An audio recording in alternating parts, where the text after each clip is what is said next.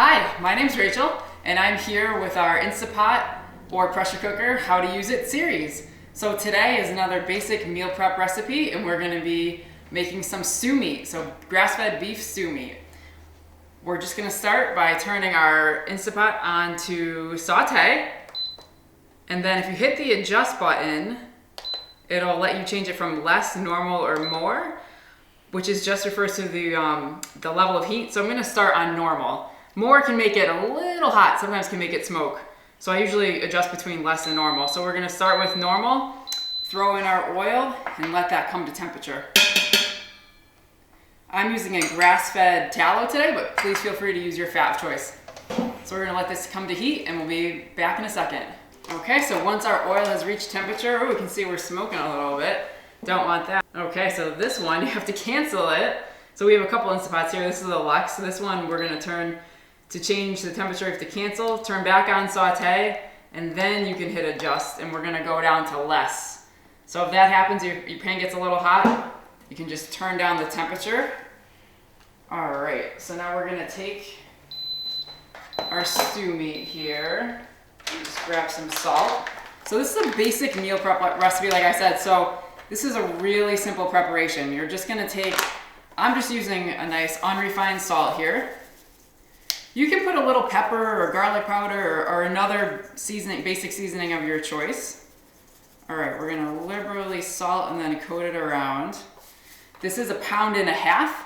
Anywhere from 1.5 pounds to 2 pounds is gonna be an appropriate amount of meat for this recipe. Mine is still partially frozen, that's not a problem. So it can be completely thawed or still a little bit, or still partially frozen. If it's fully frozen, just a little difficult to coat with your seasonings. Okay, so we're well mixed up here. You can either use your tongs, or I'm gonna use my hands and gently place my beef inside.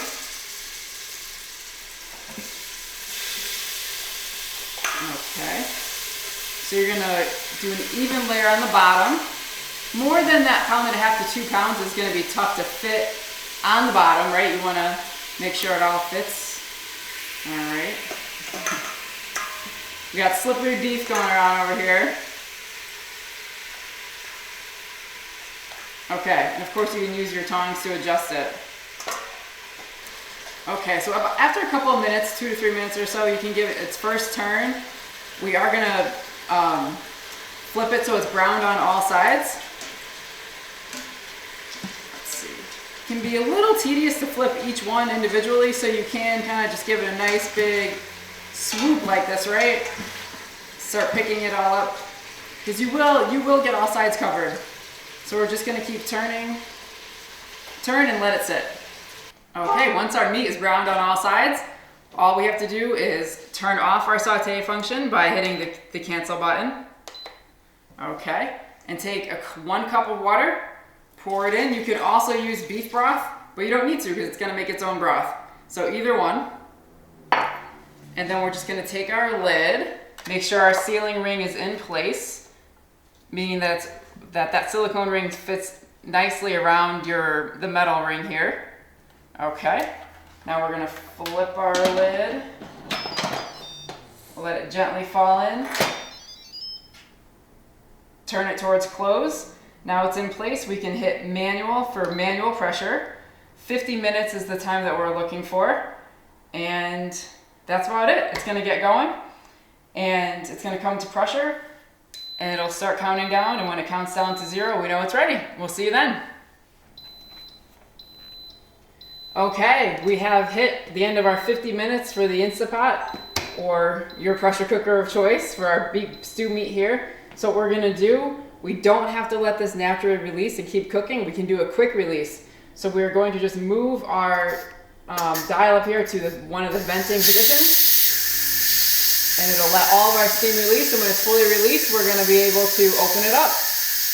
Okay, so here's our stew meat, nice and cooked, tender, right? So all you're gonna do is you're gonna take 2 forks and you're gonna pull apart. Now I know, probably looks like it's going slow, but it will go faster, I promise. All right, I'll kind of give you a close up here, nice shredded, tender grass-fed if you can, but if you can't, that's okay. It's still very nutritious. So here's our shredded beef. Like I said, use this in any way that you want. Keep it in a sealed container in the fridge. Have it as is, and with a side dish, or you can use it as a shredded beef filling for tacos, taco salad, anything like that. It's pretty darn good. Okay, so just want to wrap up talking about these buttons on the front here, because I know this is another intimidating factor that I mentioned way at the beginning here. So basically, it boils down to you're mostly going to use the pressure cooking, that manual setting, even though like it says meat/stew, you know, soup or broth, eggs, all of these things can be accomplished with just the manual setting. So you don't have to worry about specifically using those. You can if you want to, of course, but most of the time you're just gonna be following the recipe and putting it on manual pressure. It'll either say manual pressure or it'll say pressure cook like our other Instapot said. And you will click those buttons and set it to the time that the recipe needs. The other button you'll use a lot if you want to brown the meat first is the saute button, and you just use that first, cancel it, and then turn the pressure cooker on. There is a crock pot function that can be helpful if you don't have a crock pot and you want to use a slow cooker function. And then more specific ones if you wanted to make like yogurt or something like that. But basically, don't get overwhelmed by the buttons. You're just gonna pick pressure cook or saute first, and then your time. And hopefully this has warmed you guys up a little bit to the Instapot. You're feeling a little more comfortable. I'd recommend going back to that first video, taking out your Instapot, taking it apart, and pressing pause and getting a feel for it and more comfortable with it. And hopefully you can let me know what you've made and how good it is and how much easier it made your life for meal prep. And also please feel free to send any questions about these videos or any way we can help. We'll see you soon.